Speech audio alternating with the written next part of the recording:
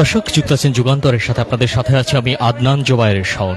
আবারও থমথমে পরিস্থিতি বিরাজ করছে মতিঝিল ইসলামী ব্যাংকের প্রধান কার্যালয়ের সামনে। আমরা দেখতে পাচ্ছি যে সকাল হতে যে সংঘর্ষ ধাওয়া পাল্টা ধাওয়ার ঘটনা ঘটে এবং এর পরবর্তীতে পুলিশ টিয়ার শেল এবং জলকামান নিক্ষেপ করে তাদেরকে ছত্রভঙ্গ করে দেয় এবং যে সকল গ্রাহক ইসলামী ব্যাংকের সামনে এসে অবস্থান নিয়েছিলেন তাদেরকে সরিয়ে দেওয়া হয়েছিল। ঠিক এই মুহূর্তে আমরা দেখতে পাচ্ছি যে যখনই অফিস টাইম শেষ হলো এবং কর্মকর্তারা ঠিক যখনই বের হবেন ঠিক সেই সময়ে আবারও থমথমে পরিস্থিতি বিরাজ করছে এবং আমরা দেখতে পাচ্ছি যে গ্রাহকরা বিভিন্ন প্লাকার্ড প্রদর্শন করে তারা বিক্ষোভ করে যাচ্ছে এবং পুলিশ অনেকটা শান্ত আমরা দেখতে পাচ্ছি। কোনো ধরনের পুলিশ কোনো অবস্থান নিচ্ছে না এই মুহূর্তে এবং পুলিশ দাঁড়িয়ে আছে এবং তাদেরকে সরিয়ে দেওয়ার চেষ্টা করছে। কিন্তু আমরা দেখতে পাচ্ছি গ্রাহকরা ঠিক ইসলামী ব্যাংকের সামনে বরাবর অবস্থান করছে এবং তারা বিভিন্ন প্লাকার্ড প্রদর্শন করে তারা ইসলামী ব্যাংকের পরিচালনা পর্ষদ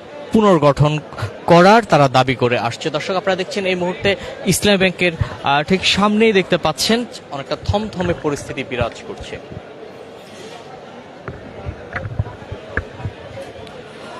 দর্শক দেখছেন এই মুহূর্তে মতিঝিল ইসলামী ব্যাংকের প্রধান কার্যালয়ের সামনে এবং এই মুহূর্তে পুলিশ এবং আন্দোলনকারীরা অনেকটা মুখোমুখি অবস্থানে আছে।